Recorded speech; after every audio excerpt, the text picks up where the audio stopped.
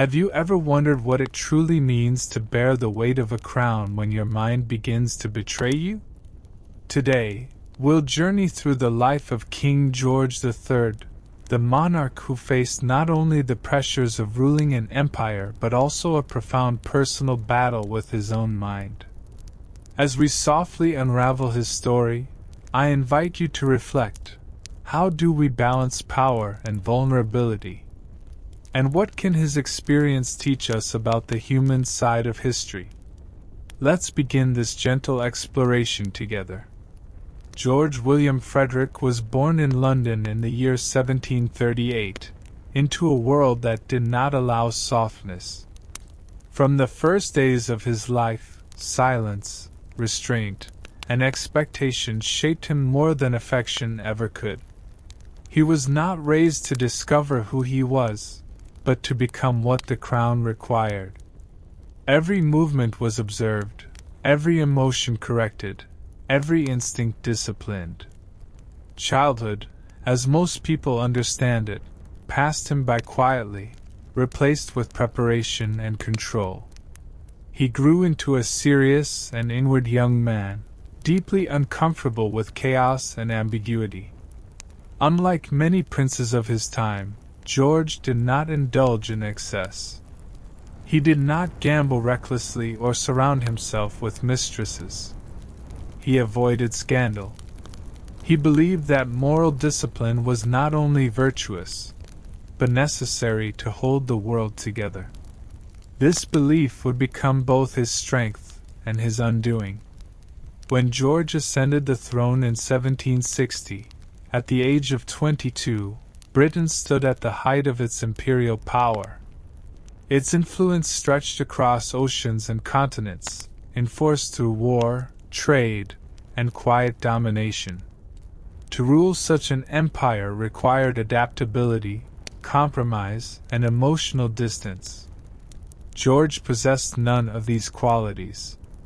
He believed a king should rule directly, personally, and with unwavering moral authority.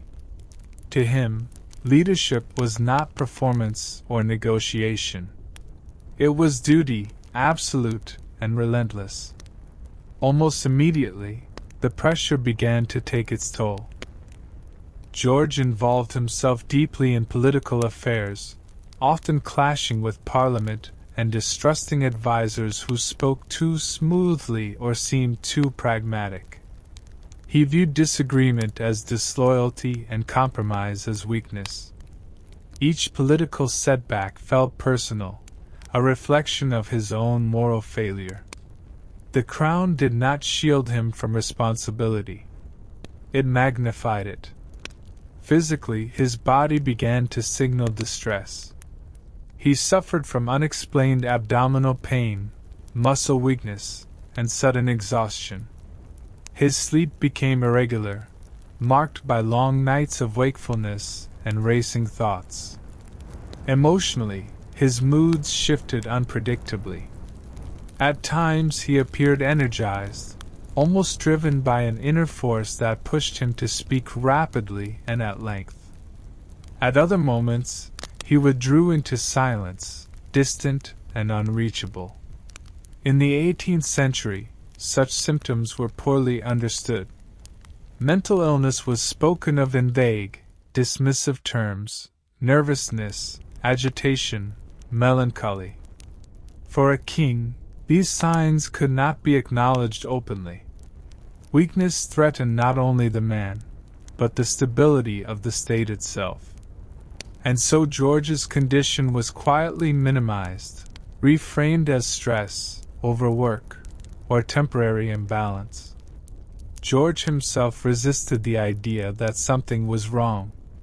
He believed control could be enforced through discipline. When his mind refused to rest, he demanded more from it. When exhaustion set in, he pushed harder. Rest felt like surrender. And surrender, to him, was unforgivable. As years passed, the external world grew more hostile. Across the Atlantic, Britain's American colonies became increasingly defiant. What began as political disagreement evolved into organized resistance, then open rebellion. George interpreted this not merely as a strategic challenge, but as betrayal. He believed deeply in loyalty to the crown, and the rejection of that authority struck at the core of his identity. The war in America drained Britain's resources and confidence. For George, it also drained something less visible but far more vital: his sense of order. Each loss, each report of defeat, intensified his internal struggle. His thoughts grew more disorganized. His speech, at times, became difficult to follow.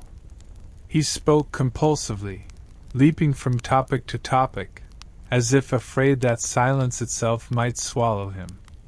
Queen Charlotte watched this transformation quietly. Bound by etiquette and expectation, she could not intervene openly. Though they shared a long marriage and many children, emotional closeness gave way to distance and concern. George was surrounded by people at all times, yet increasingly alone, trapped inside a mind he could no longer fully command. By the late 1770s, Britain's position in America was collapsing. When defeat finally came, it was devastating. The loss of the colonies was not only a political failure, but a symbolic one. The empire that George believed he was destined to protect had fractured under his rule. Public confidence faltered.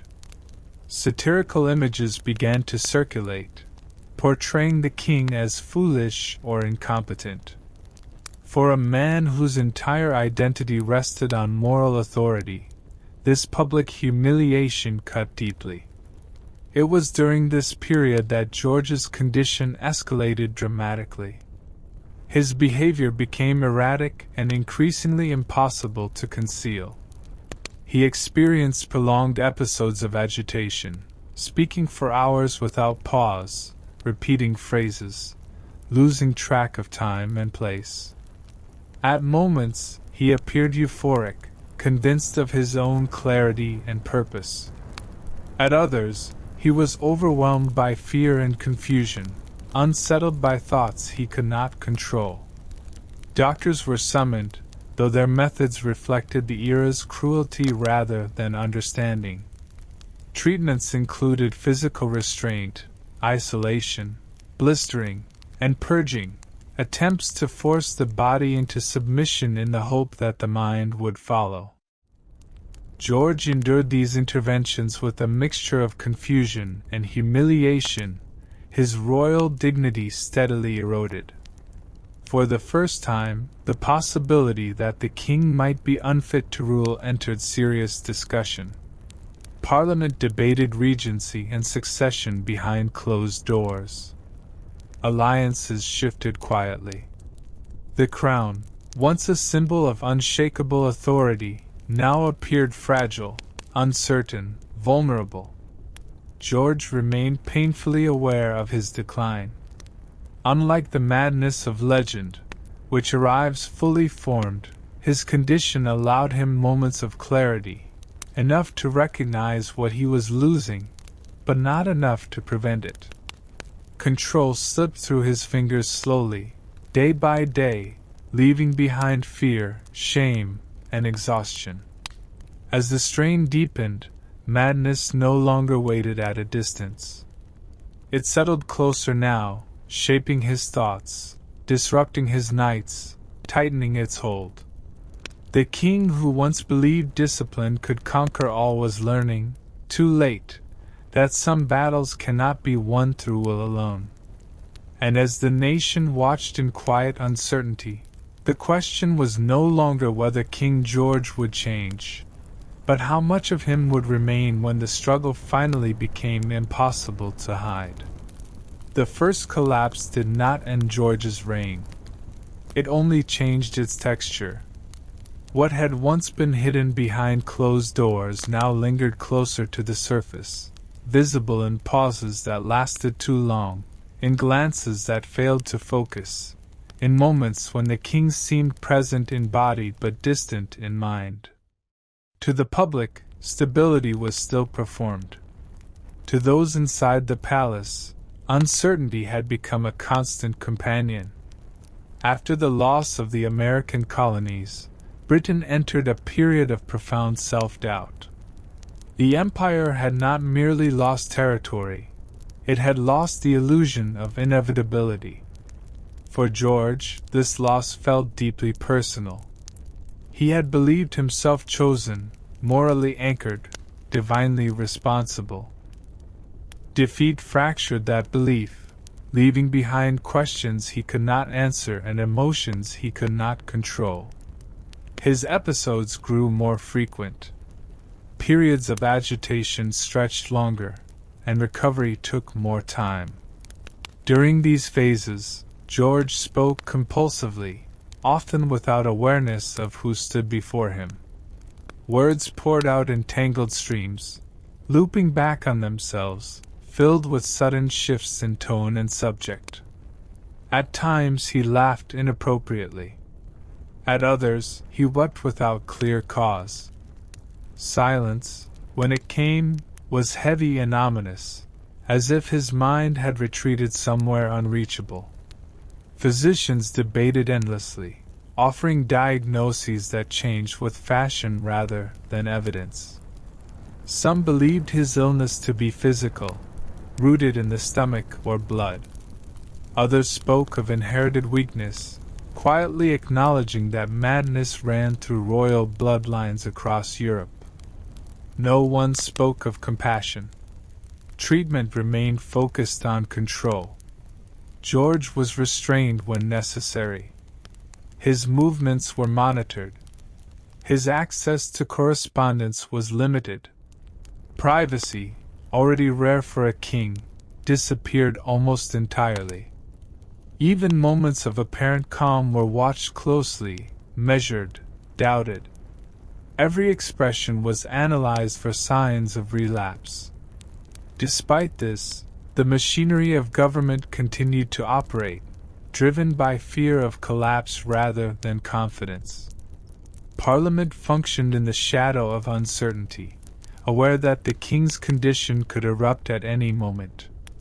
The question of regency, whether George's eldest son should rule in his place, hovered constantly, unresolved and dangerous.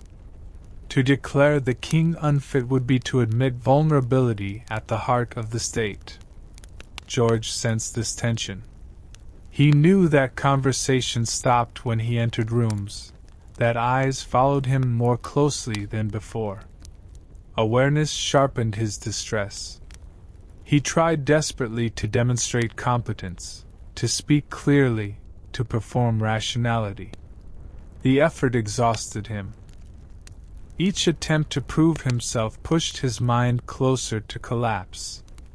Queen Charlotte withdrew further into distance, not from lack of care, but from necessity. Association with the king during his episodes was considered risky. Her role became symbolic rather than supportive. The family, large and numerous, fragmented under the strain. Children were kept away. Normality was suspended indefinitely. By the 1780s, George's illness had become cyclical. Periods of relative stability alternated with intense breakdowns. During lucid intervals, he appeared deeply ashamed, apologizing to those around him, expressing fear of future episodes. He spoke openly of his dread of losing control again, revealing a self-awareness that made his condition all the more tragic. Madness did not erase his understanding. It haunted it. The treatments grew harsher. Dr. Francis Willis, one of the most prominent physicians assigned to George, believed firmly in discipline as cure. Restraint, isolation, and enforced routines were applied with unwavering confidence. The king was treated less as a patient and more as a disobedient body to be corrected. Improvement, when it occurred, was attributed to obedience rather than chance. Publicly, rumors spread. Some portrayed George as a mad tyrant. Others pitted him as a tragic figure. Satire flourished, exaggerating his behavior into grotesque caricatures. The crown, once distant and sacred, became something disturbingly human, flawed, fragile, unstable. Yet Britain endured. Wars continued. Politics evolved. The empire adapted. And George, during periods of remission, returned to his duties, clinging to routine as anchor. He attended meetings, signed documents, rode through public spaces with controlled expression. To the casual observer, the king appeared restored. To those who knew him, the recovery was always provisional. Each relapse arrived without warning. A restless night. A sudden surge of energy. Speech accelerating beyond comprehension. Thoughts breaking apart mid-sentence. With every episode, recovery became slower, less complete. The mind does not return unchanged from repeated collapse. Something essential was being worn away. By the end of the century, it became clear that the illness was not temporary. Whatever name future generations might give it, whatever theories would later emerge, the truth was simple and devastating. King George was losing the ability to govern himself, let alone an empire. The fear that had once surrounded this realization hardened into strategy. Discussions of permanent regency grew louder. The king's autonomy was reduced quietly, incrementally, without ceremony. Decisions were made around him, then for him, then without him. Power slipped away not through dramatic overthrow, but through gradual exclusion. George noticed. Awareness lingered long enough to feel the loss. He asked questions that went unanswered. He sensed absence where authority once lived. The crown still rested upon his head, but it no longer belonged to him in any meaningful way. Madness, once episodic, was becoming structural. It shaped his days, defined his limits, and narrowed his world. What remained was a man increasingly isolated, watched, managed, and feared, not for his cruelty, but for his unpredictability. And as the 18th century drew toward its close, Britain prepared itself for a future in which the king would remain alive, present, and yet entirely absent from power, while George himself drifted further into a private darkness that no discipline could hold back. The transition had begun. As the new century approached, the rhythm of George's life narrowed and hardened. What had once been cycles of illness and recovery now felt less like fluctuations and more like a steady descent. Each period of apparent clarity arrived shorter than the one before it, and each collapse left deeper marks behind. Time itself began to blur for him, not disappearing entirely, but losing its sharp edges, its certainty. The court adapted quietly. Schedules were rearranged to accommodate the king's condition. Meetings were shortened or avoided altogether. Sensitive matters were redirected to ministers, then to the Prince of Wales, whose presence grew heavier in the political landscape. The language used around George shifted subtly. Where once advisers had sought his approval, now they informed him. Where he had decided, now he acknowledged. George sensed this change more keenly than anyone wished to admit. He had always been attentive to hierarchy and respect, and he noticed immediately when both began to slip away. Conversations ended sooner. Questions were answered vaguely. Decisions appeared finalized before reaching him. The erosion of authority was not sudden enough to provoke open resistance, but it was relentless enough to feel like suffocation. His illness expressed itself not only through agitation, but through fixation. He became obsessed with routine, clinging to repetitive behaviors as if they might anchor him to stability. He paced. He repeated phrases. He dwelled on moral judgments, revisiting perceived failures again and again. Guilt became a constant companion, vague but crushing, untethered from specific events yet impossible to escape. Physically, his body continued to weaken. His eyesight began to deteriorate. His hearing faltered. Pain returned unpredictably, especially in the abdomen, reinforcing the belief among physicians that his mind was poisoned by his body. Treatments persisted, unchanged by outcome. Improvement was expected to follow obedience. Failure was attributed to resistance. Restraint remained common. During severe episodes, George was confined to his chambers, monitored day and night. Servants were instructed to limit conversation. Silence became both treatment and punishment. Isolation was believed to calm the mind. In reality, it left him alone with thoughts that had already proven unmanageable. The Prince of Wales, later to become George IV, observed his father with a mixture of resentment and fear. Their relationship had never been warm. Where the king valued restraint and discipline, the prince embodied excess and indulgence. The contrast deepened their divide. To the prince, his father's illness represented both opportunity and burden, a path to power shadowed by the reminder of what that power could cost. Public awareness of the king's condition continued to grow, though always filtered through rumor and caricature.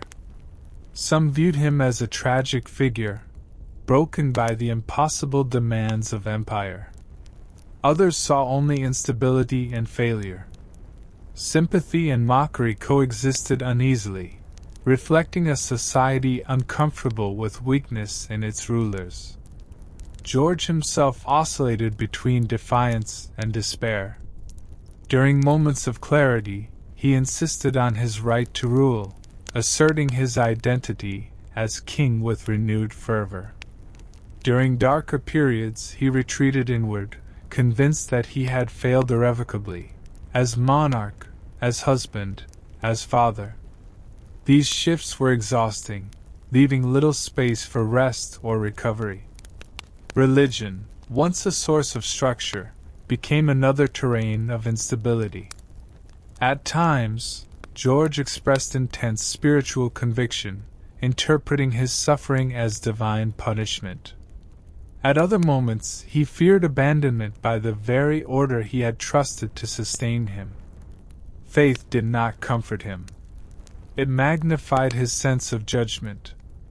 By the early years of the 19th century, the balance had tipped decisively. Lucidity no longer restored authority. It merely highlighted its absence. The mechanisms of regency moved closer to permanence, though formal declaration remained politically delicate. Britain feared the symbolism of removing its king, even as it functioned increasingly without him. Inside the palace, George's world shrank further. Familiar faces disappeared. Trusted attendants were replaced. Rooms changed. The environment itself became unstable, reinforcing his sense of dislocation. He struggled to recognize places he had inhabited for decades. Memory failed him intermittently, slipping away without warning, then returning unexpectedly, sharp and painful. Queen Charlotte's visits became rare and formal. Emotional intimacy had long since dissolved, replaced by ritual and obligation. Their shared history existed now mostly as fragments in George's mind, resurfacing unpredictably, often accompanied by grief. He spoke of the past as though it were both distant and immediate, collapsing years into moments.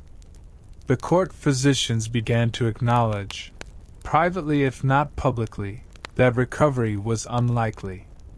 The goals shifted from cure to containment. Stability, however fragile, became the highest aspiration. The king was no longer expected to return to himself. He was expected only to remain manageable. For George, this realization hovered just beyond articulation. He felt himself being handled rather than heard, preserved rather than respected. The crown had become an object placed upon him, not a symbol arising from him. He was king in name, patient in practice.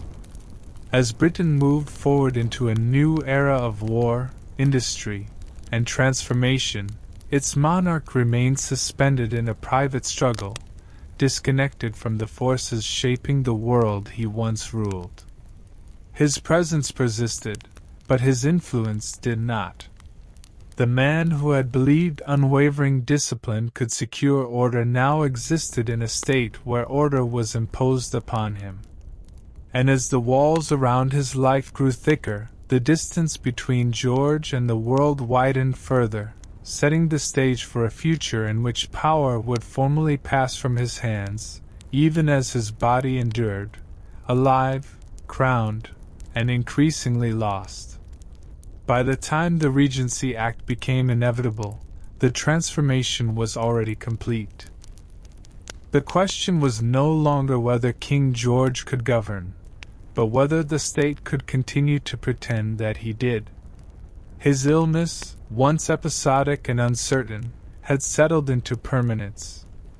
It no longer erupted in dramatic bursts alone. It shaped the quiet hours, the ordinary days, the spaces between crises. Madness had ceased to be an event. It had become a condition of existence. The decision to transfer power to the Prince of Wales was framed as temporary, cautious, respectful. In reality, it marked the end of George's reign in all but name.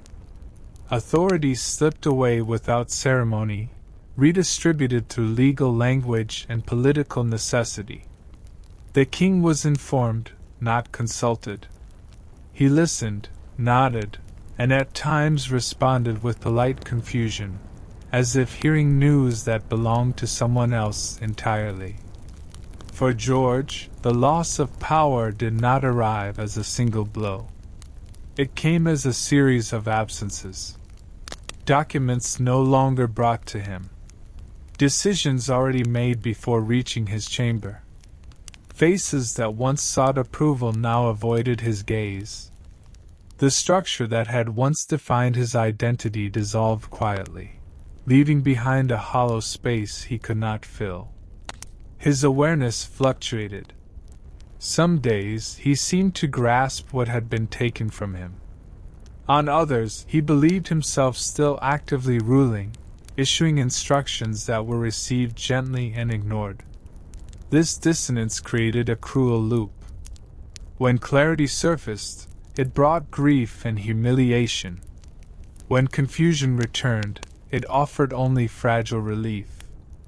The Prince Regent assumed his role with little tenderness. Their relationship, strained long before illness intervened, hardened into distance. Where George had lived by restraint and moral severity, his son embraced indulgence and display.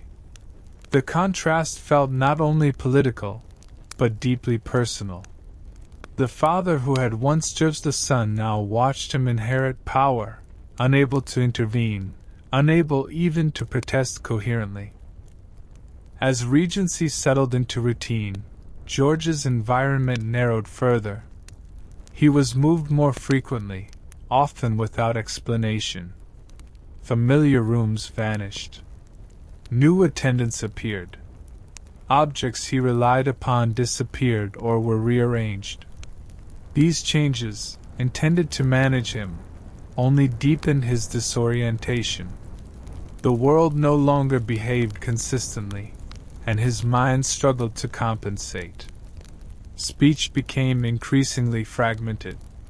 At times, George spoke continuously, strings of words forming without pause, without clear audience. At others, he fell into long silences, staring fixedly ahead, as though listening to something no one else could hear. His voice, once controlled and formal, lost its cadence, its authority, its restraint. Memory failed unpredictably.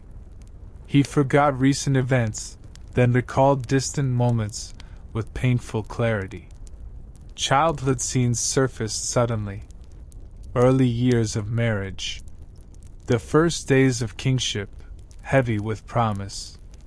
These memories arrived without warning, often accompanied by emotion he could not regulate. He wept openly, without embarrassment, no longer capable of maintaining the reserve that had defined him for decades. Physicians continued their interventions, though with diminishing confidence. Restraints were still used. Isolation remained standard. The language surrounding his care softened slightly, but the methods did not. Control remained the goal. Comfort was secondary. The king was managed, not healed. Queen Charlotte retreated almost entirely. Her absence was explained as necessity, but its impact was profound. George spoke of her often, sometimes as if she were present, sometimes as if she were long dead. Their shared life blurred into fragments, stripped of sequence. Loneliness deepened, though he lacked the clarity to name it. Publicly, George faded from view. His image shifted from caricature to ghost. He was no longer mocked so loudly. Pity replaced ridicule, though it remained distant and impersonal. Britain adjusted to a monarch who existed mostly in memory and symbol. The crown endured. The man beneath it disappeared. As years passed, George's condition deteriorated further. He lost much of his sight. The world dimmed, shapes dissolving into shadow. Sound replaced vision as his primary connection to reality, though even that faltered. Conversations confused him. Voices blended together. He struggled to locate himself in space, reaching for objects that were no longer where he expected them to be. Blindness intensified his isolation. Deprived of visual cues, his mind filled the gaps with invention. Faces appeared where none existed. Voices echoed in empty rooms. Reality became porous, easily breached by memory and imagination. What remained constant was emotion, fear, longing, agitation, unanchored from cause. George spoke increasingly of punishment. He believed himself judged, condemned, abandoned. The moral framework that had once structured his world now turned against him. Discipline no longer promised redemption. It only confirmed guilt. He could not recall the crime, but he felt certain of the sentence. The king who had believed order could be enforced through will now existed in a state of perpetual submission to physicians, attendants, routine, and illness itself. Autonomy vanished entirely. Even his body no longer belonged fully to him. And yet he lived on. Year after year passed. Empires shifted. Wars ended and began anew. Britain changed beyond recognition. George remained, suspended in a private twilight, neither fully present nor fully absent, carrying a crown that had long since ceased to signify power. As regency solidified into permanence, the world moved forward without him.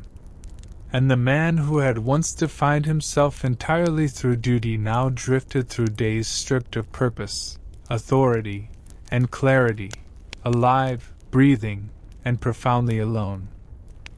With the regency firmly established, George's life entered a phase defined less by events than by absence. Days passed without markers. Time no longer organized itself around decisions, audiences, or responsibility. Instead, it drifted, uneven and repetitive, shaped by routines imposed from the outside rather than chosen from within. He was moved to Windsor Castle, where his world contracted to a small number of rooms, corridors, and familiar sounds. The move was presented as comfort, but it functioned primarily as containment.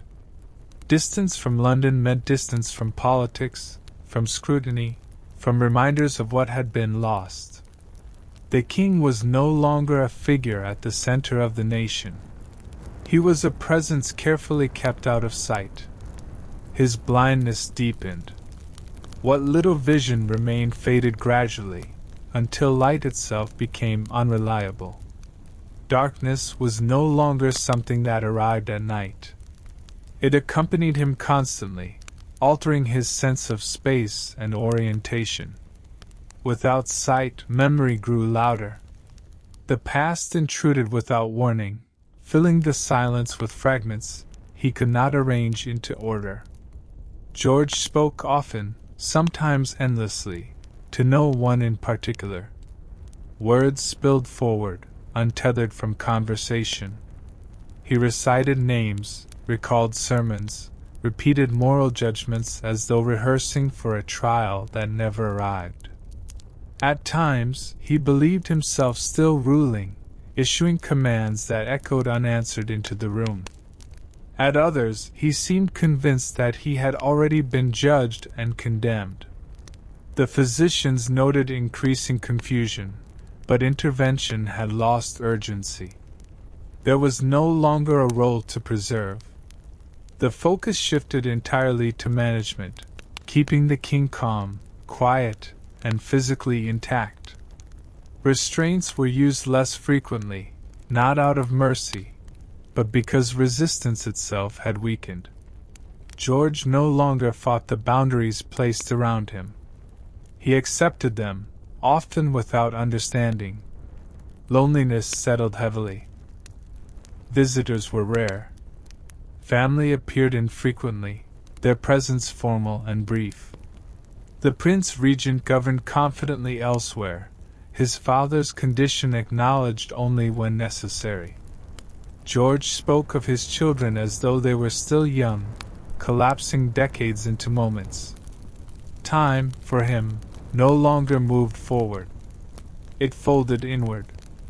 Emotion remained intense, even as cognition fractured. He laughed suddenly. He cried openly. Fear surfaced without cause, then faded just as quickly. There was no longer a stable self to moderate these feelings. What remained was exposure, raw, unfiltered, and deeply human. At night, sleep came unevenly. Sometimes he dozed briefly, only to wake disoriented, calling out to figures from memory rather than life. At other times, he lay awake for hours, murmuring prayers, apologies, fragments of thought. The insomnia that had once accompanied power now accompanied powerlessness. Outside Windsor, Britain continued to transform. The Napoleonic Wars reshaped Europe. Industry altered landscapes and lives. The nation adapted, modernized, and moved forward. Its king remained alive but irrelevant, a relic of an earlier world preserved by necessity rather than reverence. George's identity dissolved quietly. King, husband, father, each role lost coherence. What endured was the body, aging slowly, stubbornly, outlasting expectation. He lived not with purpose, but with persistence, occupying a space between presence and absence that few could bear to witness for long. And as years accumulated without distinction, the tragedy of his life became less dramatic but more complete, not the fall of a tyrant, but the prolonged erasure of a man who had believed duty could save him. By the second decade of the 19th century, George's inner world had grown almost entirely detached from the present. Days no longer registered as sequences of morning and night, but as stretches of sensation, warmth, cold, hunger, fatigue, drifting without context. Routine remained, but meaning did not.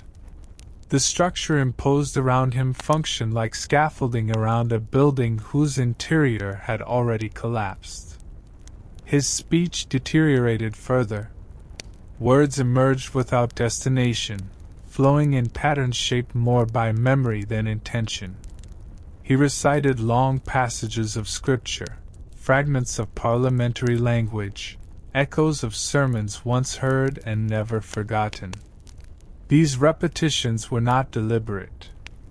They arrived automatically, as if his mind returned again and again to the few pathways still intact. Reality intruded only intermittently. At times, George appeared convinced he was still a young man, newly crowned, filled with purpose. At other moments, he believed himself abandoned entirely, forgotten by both God and country. These opposing states did not conflict in his mind. They simply replaced one another, without explanation or warning. His attendants learned to respond minimally. Conversation often confused or agitated him. Silence, though not comforting, was safer. He spent long hours sitting motionless, hands folded, head slightly inclined, as if listening to something distant and inaudible. When he spoke during these periods, his voice was softer, stripped of authority, carrying only emotion without command. Physical decline accelerated. His movements slowed. His posture bent inward. The once rigid discipline of his body gave way to frailty. Illness no longer arrived in episodes. It was constant, expressed through weakness, disorientation, and fatigue. The physicians recorded observations, but little was expected to change. George no longer recognized Windsor as a place. Rooms blurred together. He reached out uncertainly, misjudging distance. Blindness and confusion combined to dissolve spatial awareness. He sometimes asked where he was, or when he would be permitted to return home, unaware that he had not left it in years. His emotional life, however, remained vivid. Fear surfaced often, especially at night. He spoke of punishment, of judgment delayed but inevitable. The moral rigidity that had once defined him now turned inward, relentless and unforgiving. He believed himself guilty of unnamed failures, convinced that suffering was deserved. The outside world receded completely.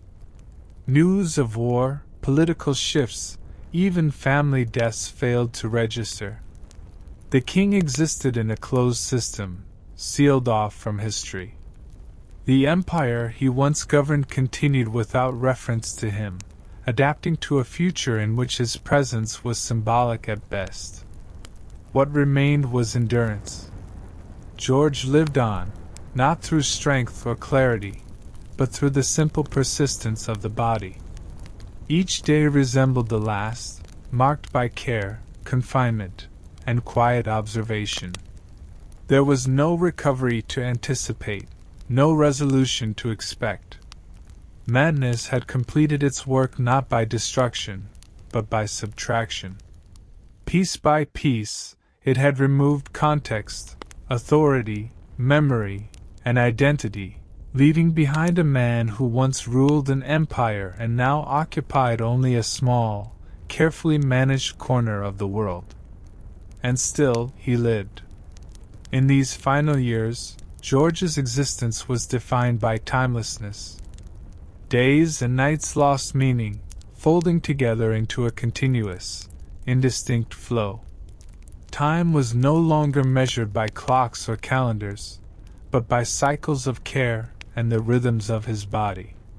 He lived in a present without past or future, suspended in a fragile moment that neither advanced nor receded. His awareness was fragmentary. Recognition of people came and went unpredictably. Faces of attendants, family, and physicians blurred into one another or vanished altogether. The concept of self became elusive, slipping like water through fingers. At times he seemed to forget he was a king, a husband, a father. At others, these identities returned briefly, like distant echoes, stirring confusion and sorrow. Speech became rare, but when it came, it was soft and often repetitive. Words lost their power to command or explain. They were uttered as if to fill silence, or to reach for a connection beyond understanding. Sometimes he whispered prayers, pleas for forgiveness, or fragments of memories from decades before. These moments revealed a soul caught between worlds, present and past, sanity and madness. Physically, George was frail and vulnerable. His body weakened steadily, requiring constant care and attention. The rituals of dressing, feeding, and grooming became central to his days, performed by attendants who moved quietly and respectfully. Despite his diminished state, the royal protocols remained, maintaining an outward dignity even as the man beneath faded. Isolation was profound. Visits were limited, brief, and carefully managed. The Prince Regent ruled with confidence in London, while the former king lived separated from the currents of power and politics. Newspapers and public discourse referenced him occasionally, but more as a figure of pity than authority. Yet even in this profound decline, traces of the man lingered. Moments of clarity surfaced unexpectedly, a flash of recognition, a sudden smile, a faint resistance to care.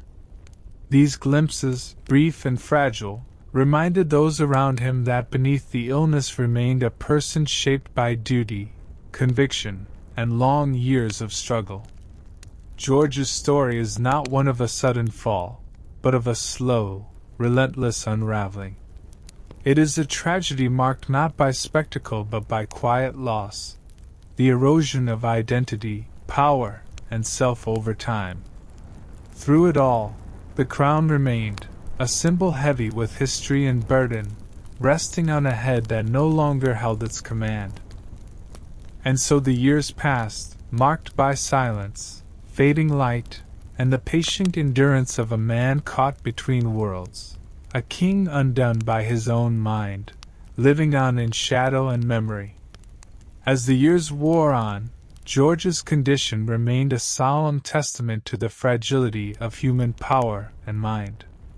His body grew frailer, his presence more ghost-like. The palace corridors echoed with the memory of a king who once ruled with iron will and unwavering conviction, now reduced to a shadow drifting through rooms that once bore witness to grandeur. Yet the political world moved relentlessly forward. The Prince Regent solidified his control, shaping Britain's future in ways his father no longer could. The empire expanded and evolved, its machinery indifferent to the fate of the man who had once been its heart. Parliament debated policies, wars were fought and won, industrial revolutions transformed society, all unfolding against the quiet backdrop of a monarch fading into silence.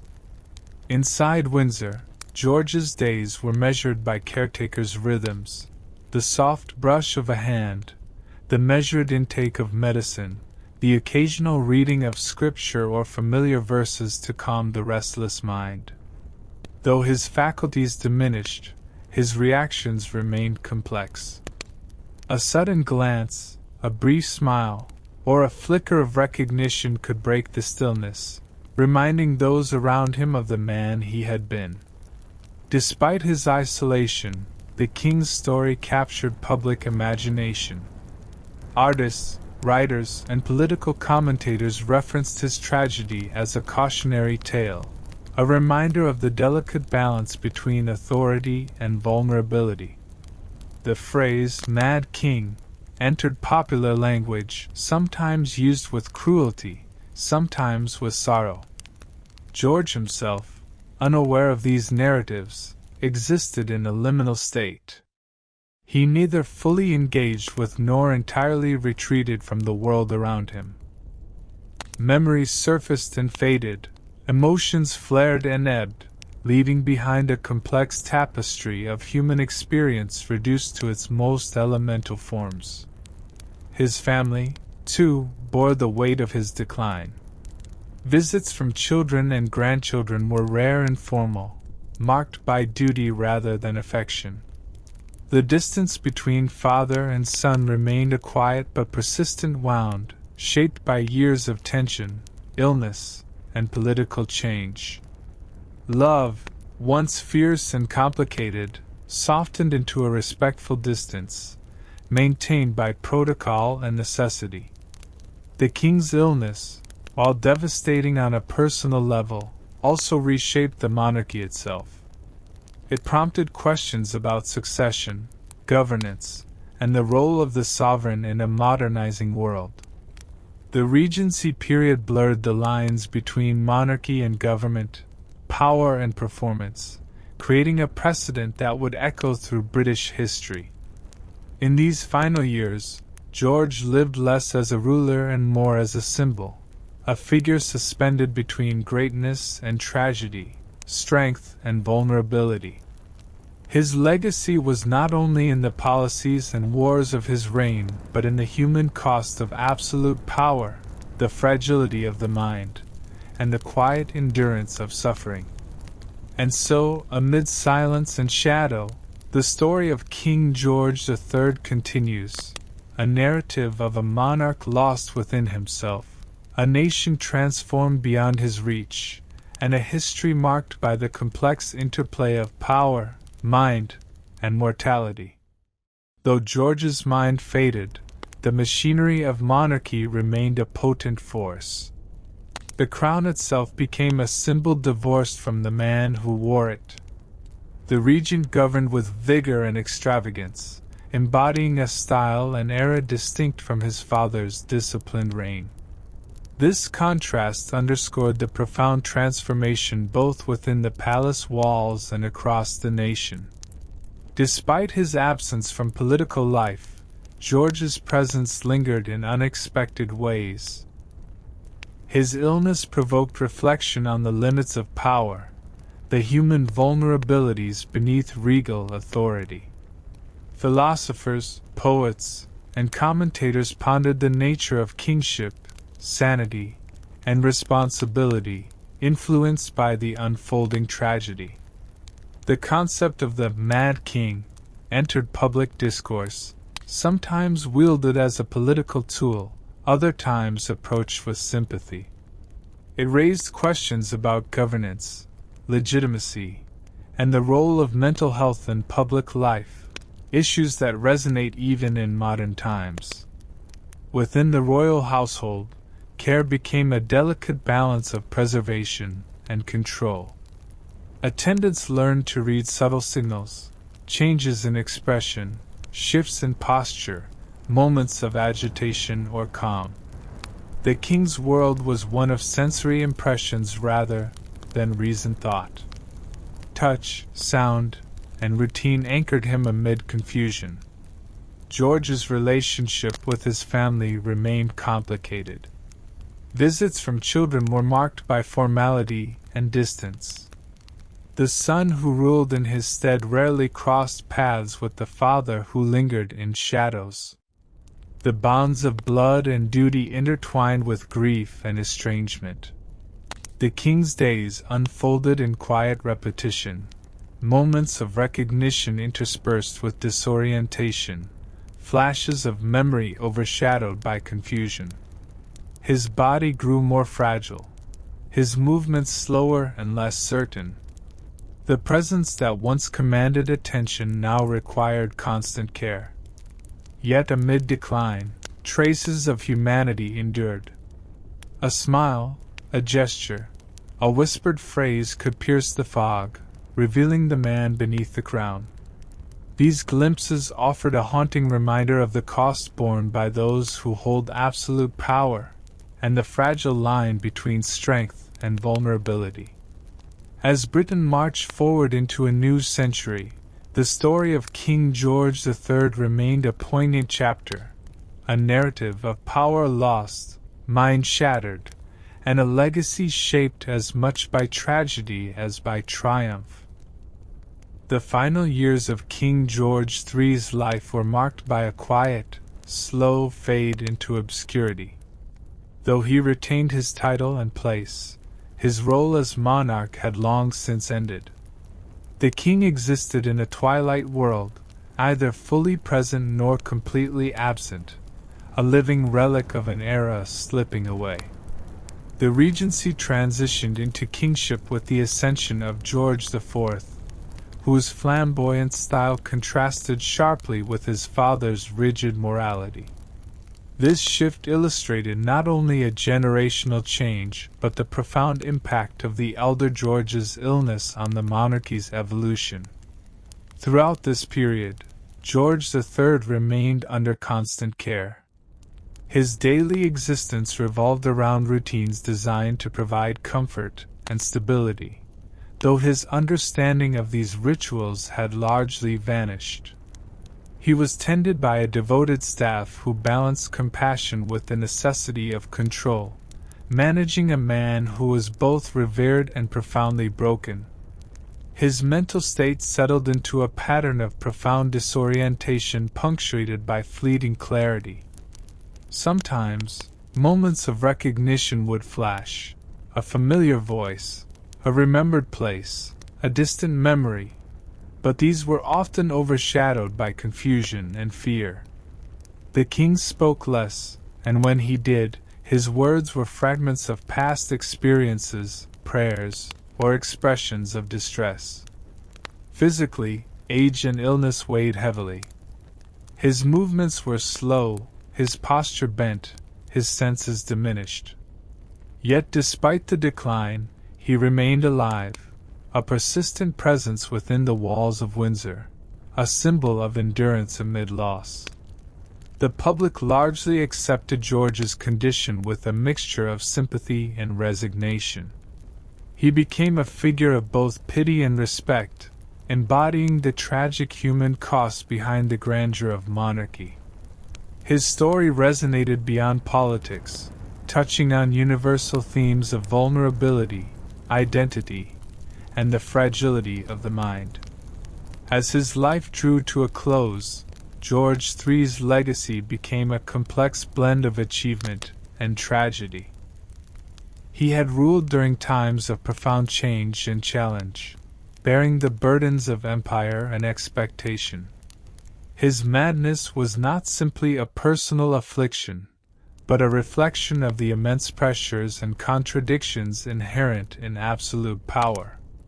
In the end, King George III's life stands as a solemn reminder: behind every crown lies a human being, subject to the same fragilities and struggles as any other.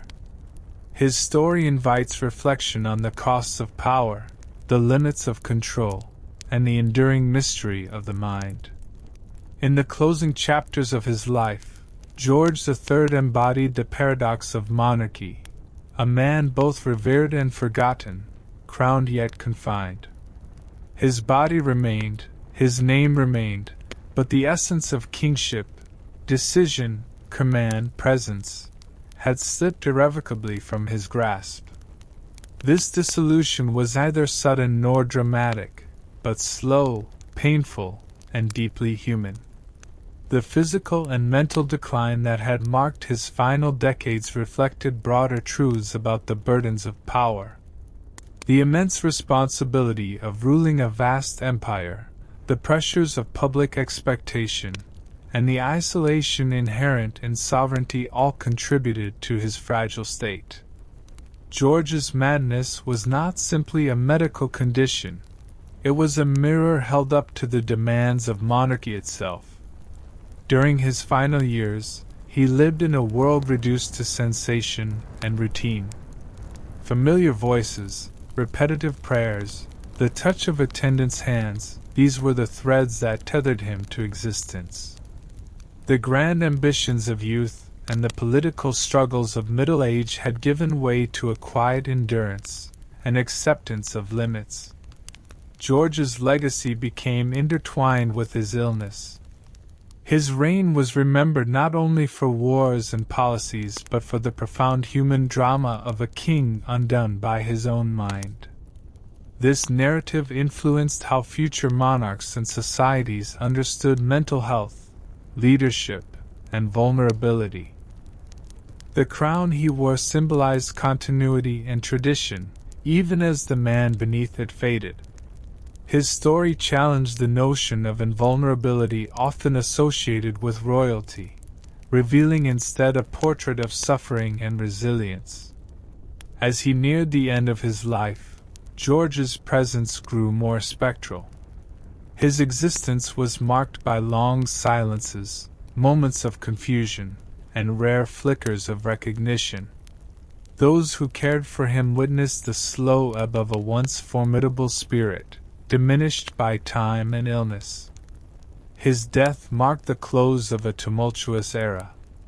The nation mourned a king who had been both a symbol of strength and a figure of tragedy. His life story remains a poignant chapter in British history, a testament to the complex interplay between power, mind, and mortality. Following George III's death, the nation faced the legacy of his troubled reign with a mixture of relief and reflection. His son, George IV, formally ascended the throne, inheriting not only the crown but also the complicated history of his father's illness.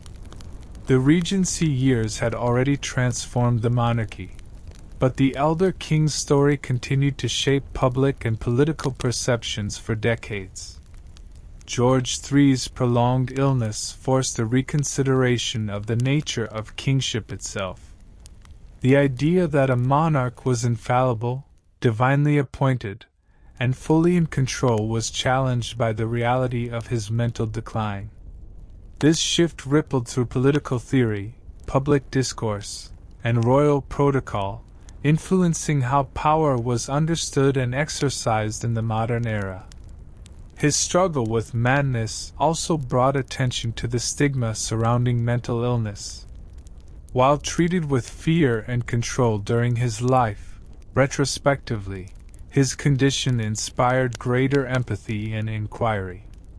It highlighted the human vulnerabilities behind even the most exalted figures, encouraging a more compassionate approach to mental health.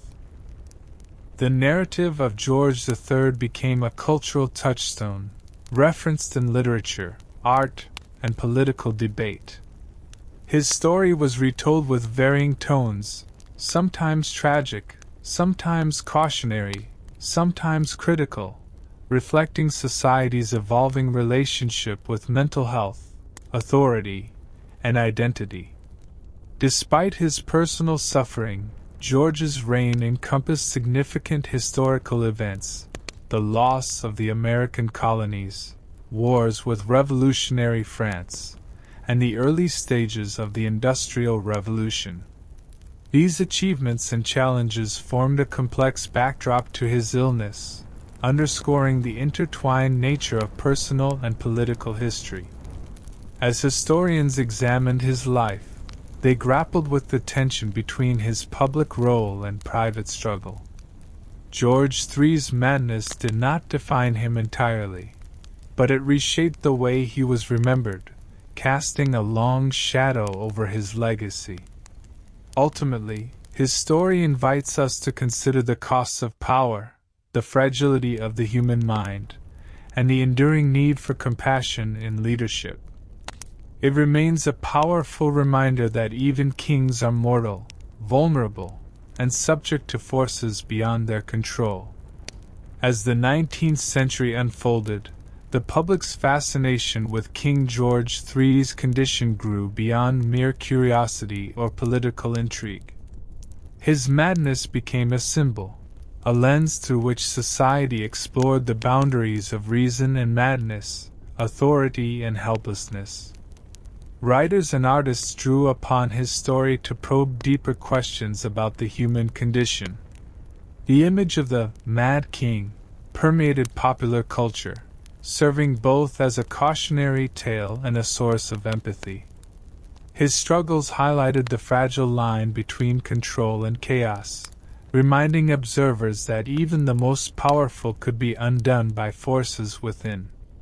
This cultural legacy extended beyond Britain, influencing ideas about mental health and leadership in wider Europe and beyond. Medical understanding of George's condition evolved over time. Initially diagnosed as madness or insanity, later analyses suggested possible causes such as porphyria, a rare genetic disorder causing neurological symptoms, or bipolar disorder.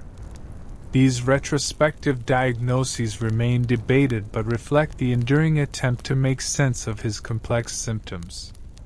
Despite his illness, George III retained moments of lucidity that complicated simple narratives of madness. His self-awareness, expressions of remorse, and flashes of rational thought painted a picture of a man struggling against his own mind, not simply defeated by it. This nuance challenges stereotypes and invites a more compassionate understanding of mental illness. The monarchy itself changed in response to George's condition. Protocols adapted, regencies were codified, and the institution evolved to accommodate the vulnerabilities of its leaders. These changes laid groundwork for modern constitutional monarchy, where power is shared, limited, and often symbolic. George's personal tragedy influenced not only the monarchy but also public attitudes towards mental health care.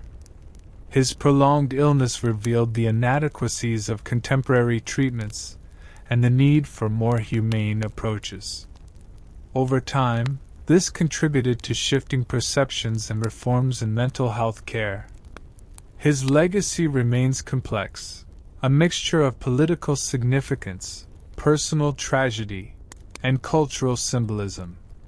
The story of King George III endures as a profound exploration of the interplay between mind, power, and identity, continuing to resonate in discussions about leadership, illness, and humanity.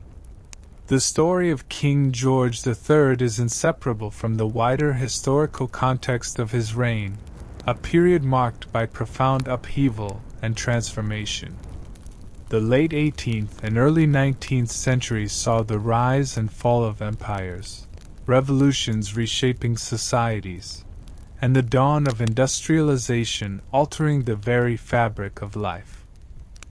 George's personal tragedy unfolded against this turbulent backdrop, intertwining the private with the political. The loss of the American colonies was a defining moment, deeply impacting the king and the British Empire. Though George was not solely responsible for the outcome, the event contributed to his growing stress and may have exacerbated his condition. The empire's contraction challenged notions of British invincibility and raised questions about leadership during crisis. Simultaneously, the French Revolution and the Napoleonic Wars threatened the stability of Europe. George's Britain stood at the center of these conflicts, rallying against revolutionary ideals and warfare that reshaped borders and alliances. These wars demanded strength and resilience from leadership, heightening the tension surrounding the king's illness and the regency. At home, the Industrial Revolution was transforming society. Urbanization, technological advances, and economic change reshaped daily life and social structures. The monarchy's role evolved alongside these changes, balancing tradition with modernization. George's incapacity accelerated shifts in governance and public perception. Throughout these events, the king's mental health remained a poignant reminder of the human cost behind the machinery of power. His struggle symbolized the tension between personal vulnerability and public expectation, a dynamic that echoed across the political and cultural landscape. His reign encapsulates the complexity of leadership during an era of rapid change, a time when monarchs faced unprecedented challenges from within and without.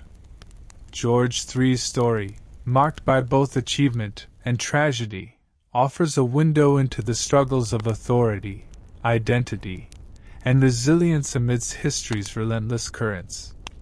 One of the most profound effects of George III's illness was the way it altered the relationship between the monarchy and the British people. Traditionally, the king was seen as a symbol of stability, divine right, and national unity.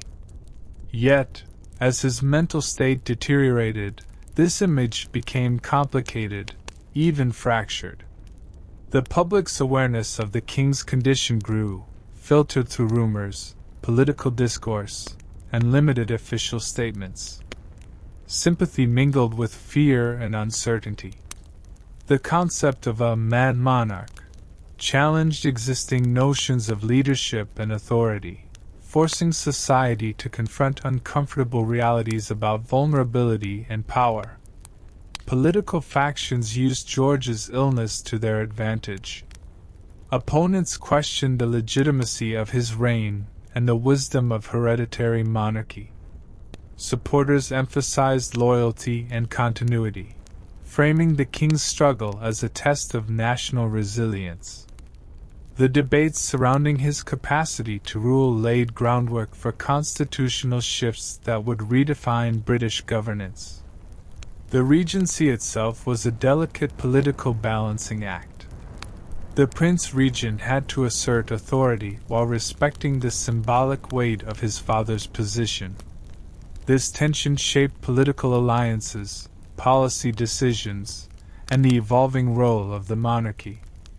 The public watched closely, their perceptions influenced by the drama unfolding within the royal family.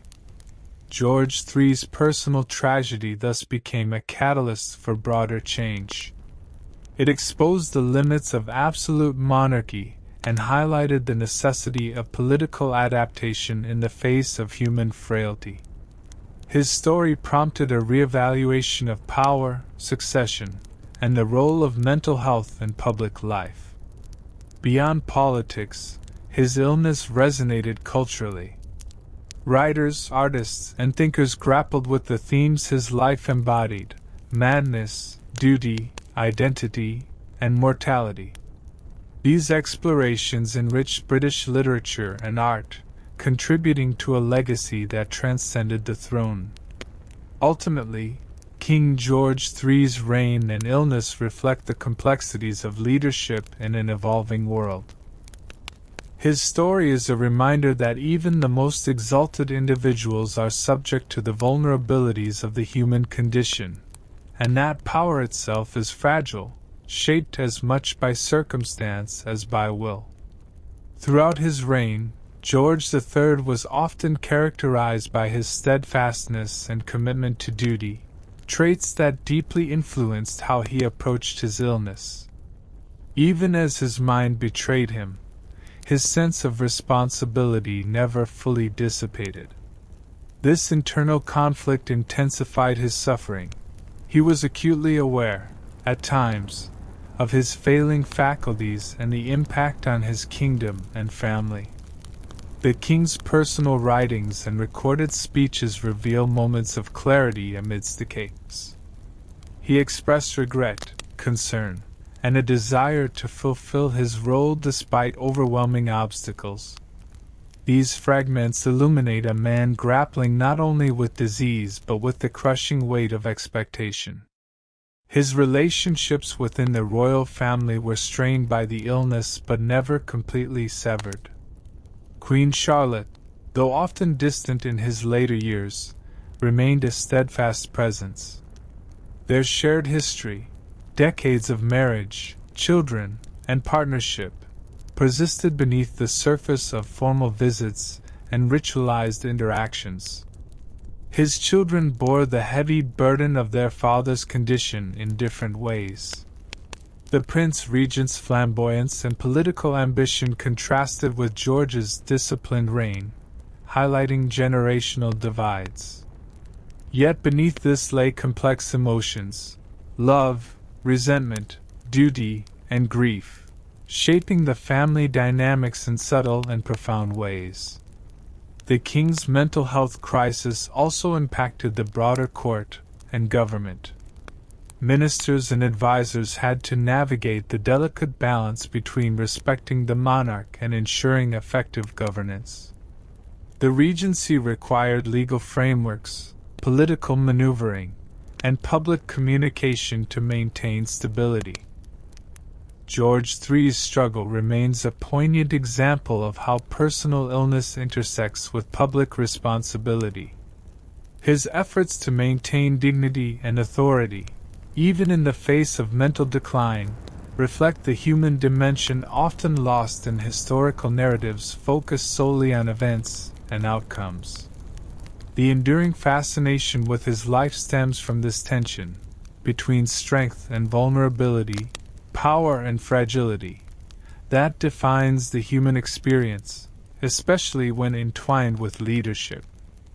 The medical treatments George III received throughout his illness reflected the limited understanding of mental health in his era. Physicians employed a variety of methods, some intended to soothe, others to control. Bloodletting, purging, and strict diets were common, alongside physical restraints designed to prevent self-harm or agitation. These interventions reveal much about contemporary attitudes toward madness, often characterized by fear, misunderstanding, and a desire for containment rather than cure. The king's care was a blend of compassion and control, reflecting both genuine concern and the social imperative to maintain order. Despite these treatments, George's condition deteriorated over time. Episodes of clarity became less frequent, replaced by prolonged confusion, hallucinations, and disorientation. His mental decline underscored the limitations of 18th-century medicine and the challenges of treating complex neurological and psychological conditions. The king's illness also exposed tensions within the royal household and government. Balancing respect for the monarch with the practical needs of governance required delicate negotiation. Decisions about his care, public communication, and the regency involved political considerations as much as medical ones. George's experience contributed to evolving discussions about mental health care. While progress was slow, his high-profile case highlighted the need for better understanding and treatment of mental illness. Over time, this awareness helped pave the way for reforms in medical practice and social attitudes. His personal suffering humanized the condition, challenging stigmas and encouraging empathy. The king was no longer an abstract figurehead but a man grappling with profound vulnerability, a reality that resonated with many beyond the palace walls. In examining George III's medical history, we see the intersection of science, society, and power. His story reveals the complexities of illness in a historical context, where care was shaped by cultural beliefs, political pressures, and the limits of knowledge. As George III's illness deepened, the cultural and political impact of his condition became increasingly apparent. The king's vulnerability forced Britain to reconsider the nature of monarchy itself, a system built on the premise of a sovereign's strength, wisdom, and stability. His decline exposed the fragile humanity beneath the crown. The Regency period underscored these tensions. The Prince Regent's assumption of power was not merely a transfer of authority, but a public negotiation of legitimacy. The nation had to reconcile the reality of a monarch unable to rule with the enduring symbolism of the crown. This period also sparked debates about mental health and governance that extended beyond Britain. Across Europe, monarchs and governments watched closely, aware that the balance between personal health and public duty was a delicate one. Within Britain, the king's illness influenced political discourse. Calls for constitutional reform gained momentum, driven in part by concerns about the concentration of power in the hands of an ailing monarch or his representatives. The crisis challenged assumptions about hereditary rule and the mechanisms needed to ensure stable leadership. Culturally, George III's story inspired works of art, literature, and philosophy. Writers explored themes of madness and power, the limits of human control, and the nature of identity under strain. His experience became a mirror reflecting society's anxieties and hopes about authority and mental health. The king's struggle also had personal resonance. For his family, court, and caregivers, it was a daily reality marked by compassion, frustration, and sorrow. Their efforts to balance care with control reflect enduring questions about dignity, autonomy, and the ethics of treatment. George III's life and illness remind us that leadership is not only about strength but also vulnerability. His story challenges us to consider how societies support those who bear great burdens and how power can both protect and expose the human spirit. As time moved forward, the figure of George III slowly transformed from a living presence into a historical memory shaped by interpretation. With distance came reinterpretation. Historians began to disentangle the man from the myth, examining not only what happened to the king, but why his story endured so powerfully. What emerged was not simply the portrait of a mad monarch, but of a ruler caught at the intersection of biology, pressure, and era. George lived at a moment when the world was accelerating, politically, intellectually, technologically, while the structures of monarchy remained rigid and unforgiving. His mind, already vulnerable, bore the weight of this contradiction. The idea that illness could shape history became impossible to ignore. Decisions delayed, authority transferred, policies reshaped, all flowed, in part, from the king's declining health. His personal struggle altered the rhythm of government and hastened the shift toward a more constitutional form of monarchy. At the same time, George III's devotion to duty complicates any simple judgment. He did not abandon his role willingly. Even as his mind faltered, he clung to the identity of king, an identity forged through years of discipline, faith, and responsibility. This persistence, tragic as it was, reveals a man deeply bound to his sense of purpose. Public memory softened over time. Satire gave way to sympathy. What had once been whispered as scandal became acknowledged as suffering. The king was increasingly remembered not for weakness, but for endurance. For living with an illness he could neither escape nor fully comprehend.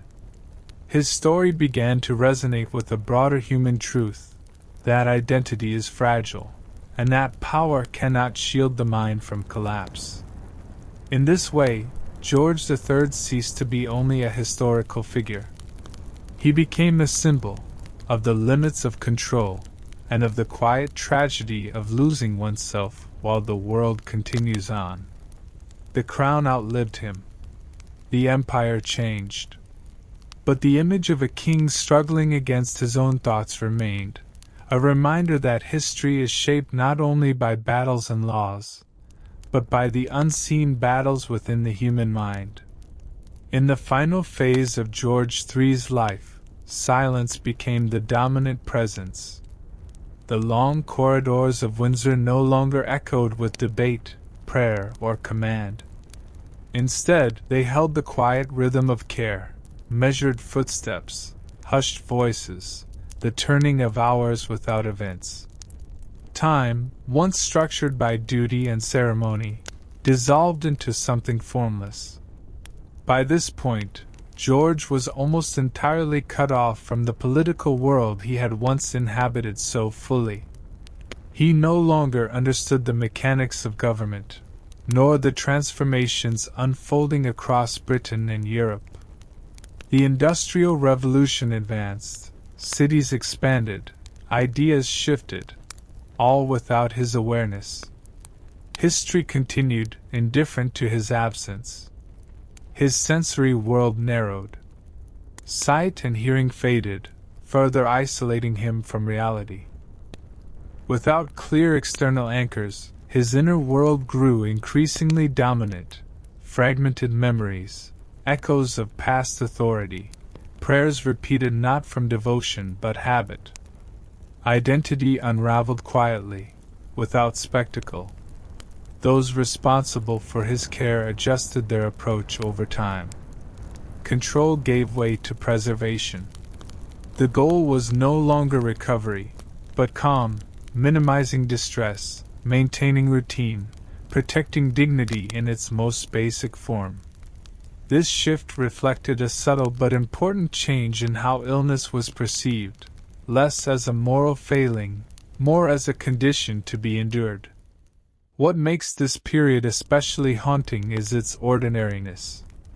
There were no dramatic episodes, no final declarations, no grand recognition of loss. Instead, the king faded as countless ordinary people do, slowly, unevenly, almost invisibly. Power did not spare him from this ending. Yet, even in obscurity, George III's existence carried symbolic weight. He remained alive while no longer ruling, a living boundary between presence and absence. The monarchy learned, through him, how to survive the prolonged incapacity of its figurehead without collapsing. In this quiet erosion of self, something essential was revealed, that authority is temporary, but vulnerability is constant. The crown could be passed on. The mind, once fractured, could not. And so George remained, not as a ruler, not even fully as a man of memory, but as a body holding the residue of a life once defined by command, now defined only by time. As George III lingered in this suspended state, the concept of kingship itself subtly shifted. His continued existence without authority forced the monarchy to confront an uncomfortable truth. Power was no longer inseparable from the body of the king. Governance functioned without him, rituals continued without meaning, and the nation adapted. This separation between the symbol and the person marked a quiet turning point. The crown became less a vessel of personal will and more an institution, transferable, procedural, survivable. George's incapacity did not destroy the monarchy, it reshaped it. Within the palace, memory became unstable currency. Some attendants had served the king for decades, carrying vivid recollections of his former sharpness, discipline, and presence. Others knew only the diminished version, fragile, confused, dependent. These parallel truths coexisted, shaping how he was spoken of and remembered. The king himself could no longer reconcile past and present. Moments of awareness, when they appeared, were fleeting and often painful. Recognition brought distress rather than comfort, as if clarity only illuminated the extent of what had been lost. Confusion, by contrast, offered a kind of mercy. Outside the palace walls, Britain moved toward modernity. Authority shifted increasingly toward Parliament, public opinion, and law. George III's prolonged illness unintentionally accelerated this transition. What began as contingency became structure. His condition also unsettled the myth of continuity. The monarchy depended on the illusion of permanence, yet here was a king who lived on while his era ended around him. The gap between time lived and time understood widened. In this way, George III became a silent participant in his own erasure. Not through scandal or rebellion, but through gradual disconnection. His name remained in records and proclamations, but meaning detached from presence. The tragedy was not only that he lost his mind, but that the world no longer required it. And still, he endured, not as a ruler shaping events, but as a reminder that even the highest positions cannot halt decay, nor protect identity from dissolving when memory loosens its grip. As the years pressed on, George III's existence became increasingly physical rather than mental. Life was no longer structured by thought, intention, or memory, but by sensation, warmth, discomfort, fatigue, hunger, rest. The self, once defined by belief and responsibility, was reduced to the body alone. This stage of decline was largely invisible to the public. There were no announcements, no ceremonies marking the passing of awareness. Instead, deterioration unfolded privately, measured in subtle changes, longer silences, slower responses, the absence of recognition where it had once briefly appeared. Caregivers noted that emotion often outlasted understanding. Anxiety could surface without cause. Calm could follow a gentle voice without comprehension of its words. These reactions suggested that something remained beneath the collapse of reason, not identity, but presence. In these final years, George no longer struggled against his condition. Resistance had faded. What remained was endurance without intention, survival without narrative. The dramatic conflict between king and madness dissolved into something quieter and more unsettling, acceptance without awareness.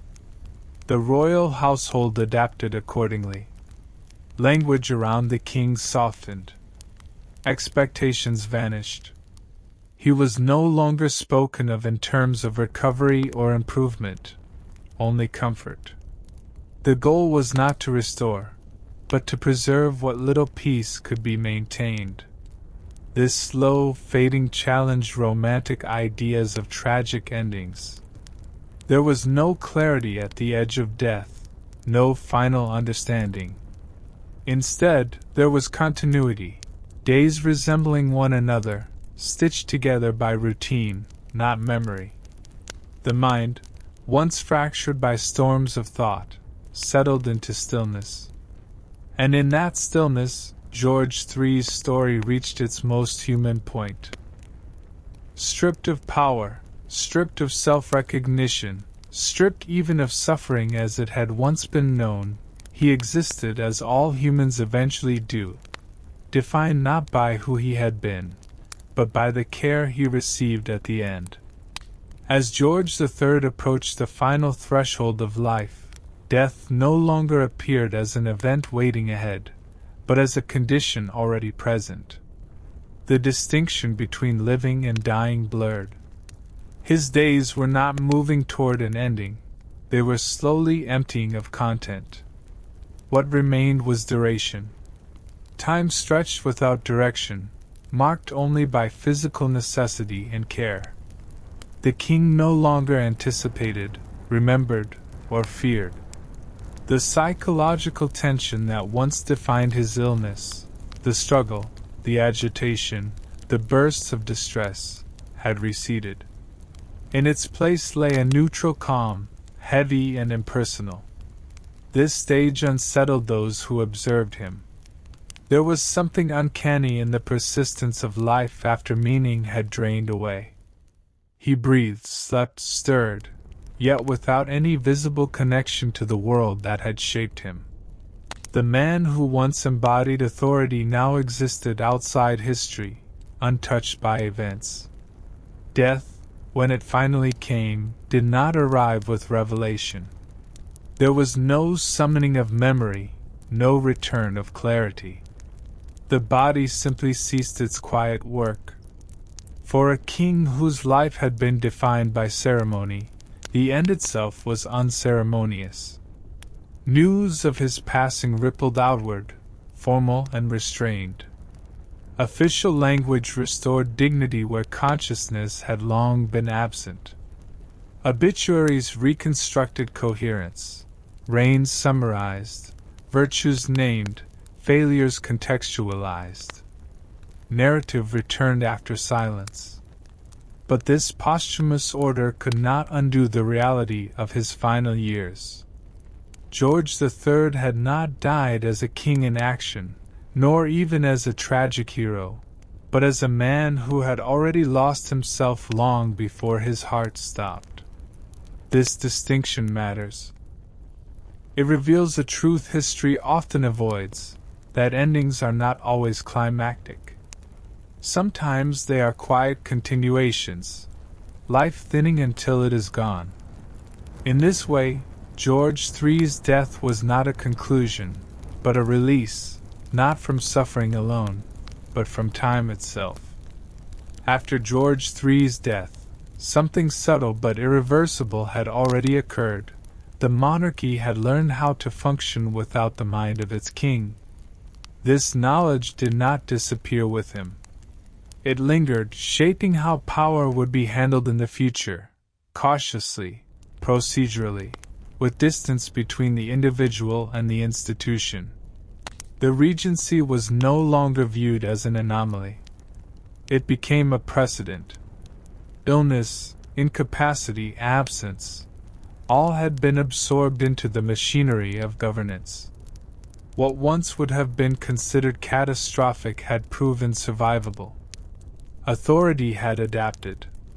In this sense, George III did not merely witness the transformation of monarchy, he enabled it, unintentionally.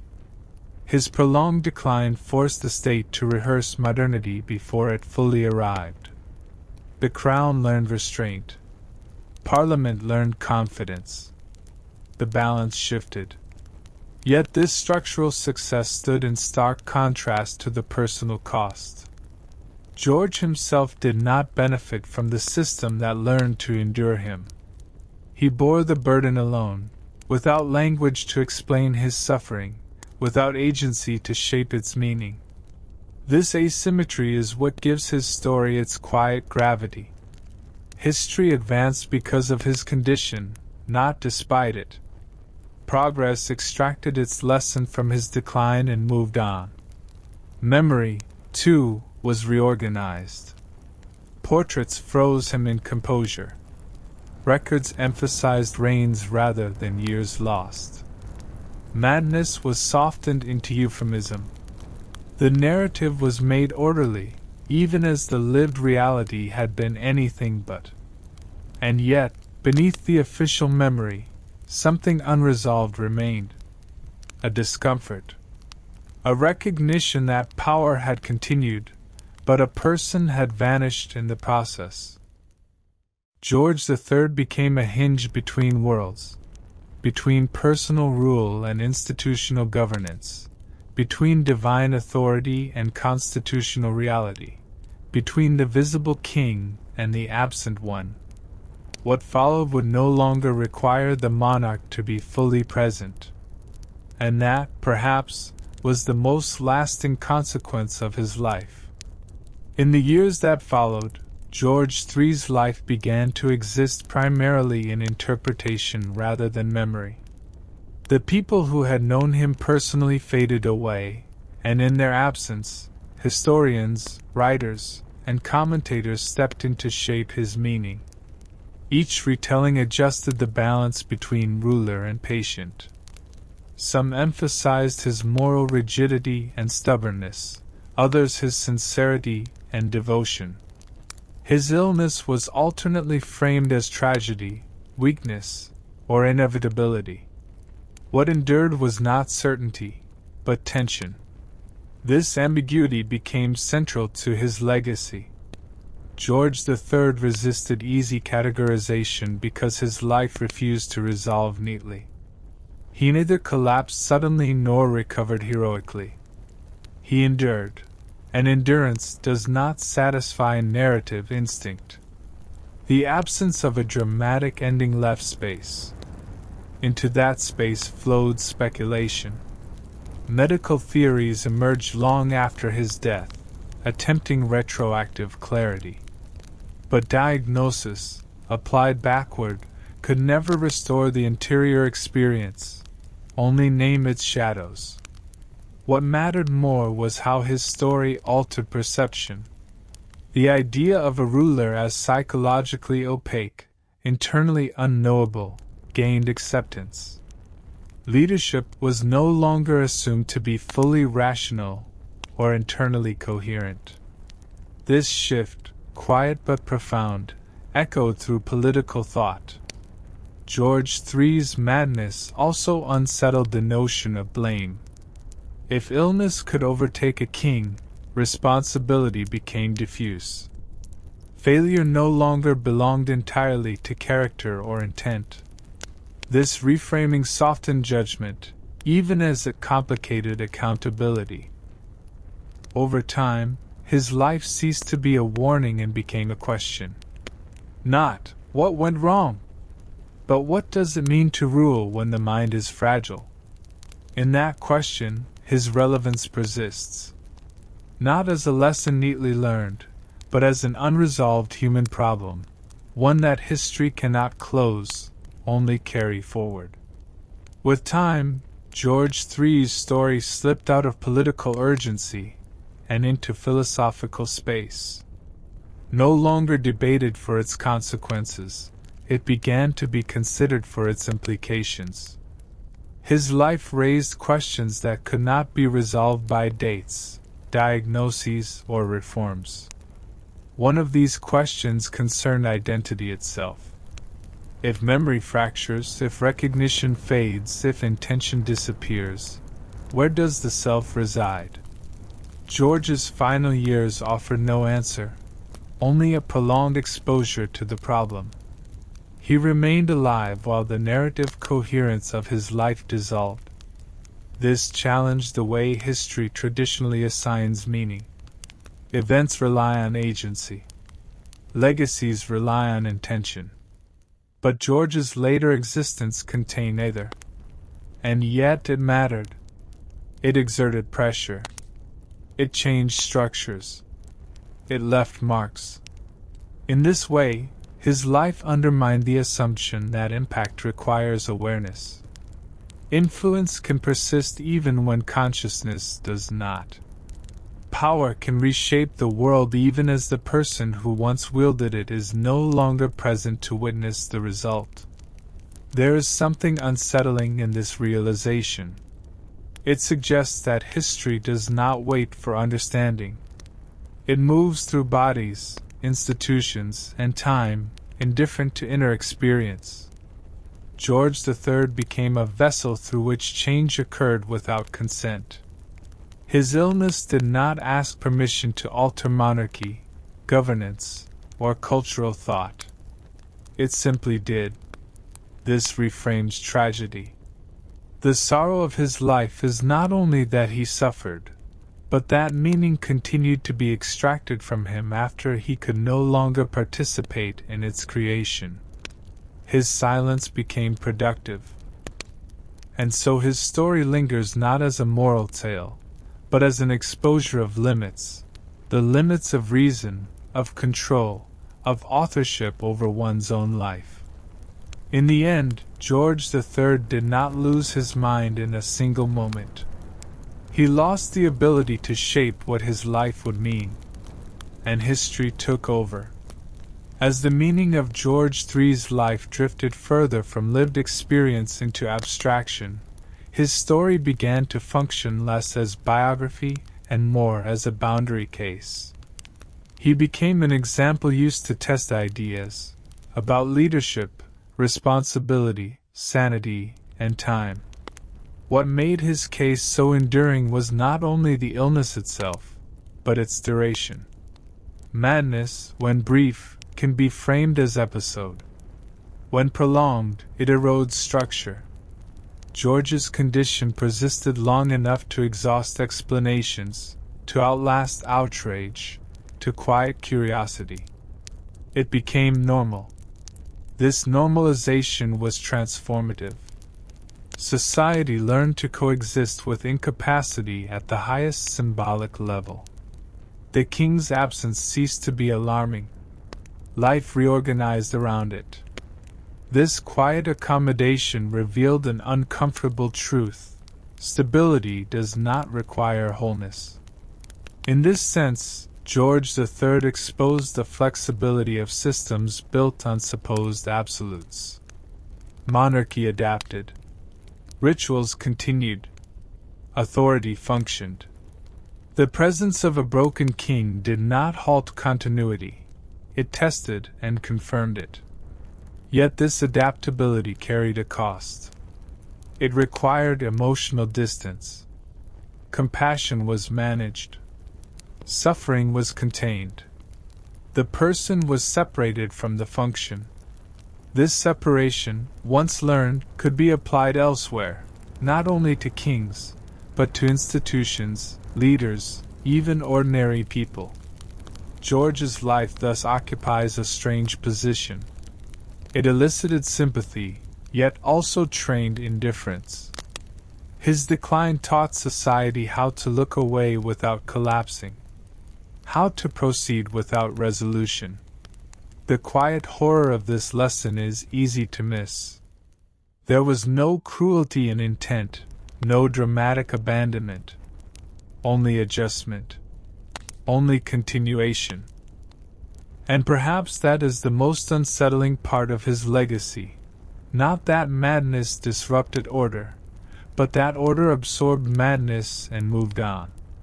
In that absorption, George III disappeared, not violently, not suddenly, but thoroughly. George III's prolonged illness had far-reaching implications beyond the walls of the palace. It rippled through the political landscape, challenging assumptions about power, legitimacy, and governance.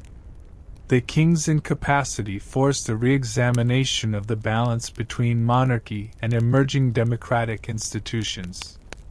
The Regency period became a crucible for constitutional development. Parliament gained unprecedented influence, not only managing the kingdom's affairs but also overseeing the delicate process of ruling in the monarch's stead. This shift diminished the traditional absolutism of the crown and propelled Britain toward a constitutional monarchy. Public perception of the monarchy evolved as well. The once unquestioned divine right was tempered by practical considerations. The king's humanity, with its vulnerabilities and frailties, became more visible, inviting a more nuanced relationship between ruler and subject. This transformation was neither smooth nor uncontested. Political factions debated the extent and limits of royal power. The king's illness was wielded as a tool in political struggles, symbolizing both the dangers of concentrated power and the need for stable leadership. Culturally, George's story influenced art, literature, and philosophy, serving as a touchstone for discussions about the nature of madness, identity, and authority.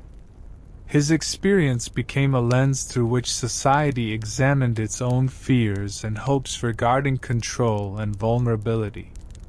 Through these layers, the legacy of George III extends beyond personal tragedy.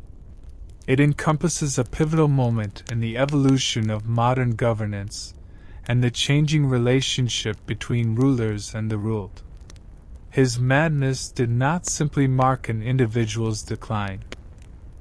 It signaled the gradual transformation of monarchy itself, from an absolute institution to one bounded by law, expectation, and human limitation.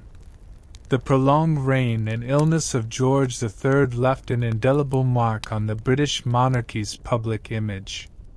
His story became a cautionary tale highlighting the fragile human element behind the grandeur and authority of kingship. It exposed the vulnerability beneath the ceremonial pageantry and political power. His personal suffering transformed into a broader symbol, one that shaped the cultural imagination of monarchy for generations. The figure of the Mad King carried a dual meaning, a tragic individual battling internal demons, and a living metaphor for the complexities of governance and succession. This duality influenced not only political thought but also literature and drama. Playwrights and novelists drew on George's life to explore themes of madness, power, and identity. His reign inspired works that delved into the psychological toll of leadership and the precarious balance between reason and chaos. In the public sphere, George's experience softened the perception of monarchy as distant and infallible. It humanized the institution, introducing a narrative of endurance and vulnerability that resonated with common people. His illness also prompted a more compassionate understanding of mental health, albeit slowly and imperfectly. The visibility of his condition challenged stigma and encouraged early discussions about the nature and treatment of psychological disorders. Despite these contributions, the story of George III remains complex, a blend of tragedy and transformation. It reminds us that history is shaped not only by victories and conquests, but also by the quiet struggles behind the throne. As the British monarchy continued to evolve, the lessons of George's reign endured, emphasizing the need for resilience, adaptability, and humanity in leadership. The closing chapter of George III's life and legacy is a meditation on impermanence, of power, identity, and memory. His story resists simple closure because it is not just the tale of a man undone by illness, but of a monarchy transformed by endurance. George's prolonged decline revealed the limits of individual authority and the resilience of institutions. His reign demonstrated that the crown could outlast the monarch, that governance could continue amid absence, and that legitimacy could adapt without destruction. Yet the personal cost remained profound. The man who had once wielded influence over millions faded into obscurity long before his death. His voice grew silent, his presence diminished, and his identity unraveled. This tension between public role and private tragedy captures the enduring complexity of leadership. It reminds us that those who appear invincible may face invisible battles, and that history's grandeur often masks quiet suffering. In the years since, George III's legacy has been re-examined with increasing empathy. Modern perspectives recognize the humanity behind the myth, a man caught between duty and disease, power and fragility. His story invites reflection on the nature of compassion, the challenges of mental illness, and the evolving meaning of authority. It holds space for uncertainty and acknowledges the limits of understanding. Ultimately, the madness of King George III is not only a chapter in history but a mirror, reflecting our shared vulnerability and the intricate dance between mind, power, and time. Thank you for sharing this quiet journey into the life of King George III.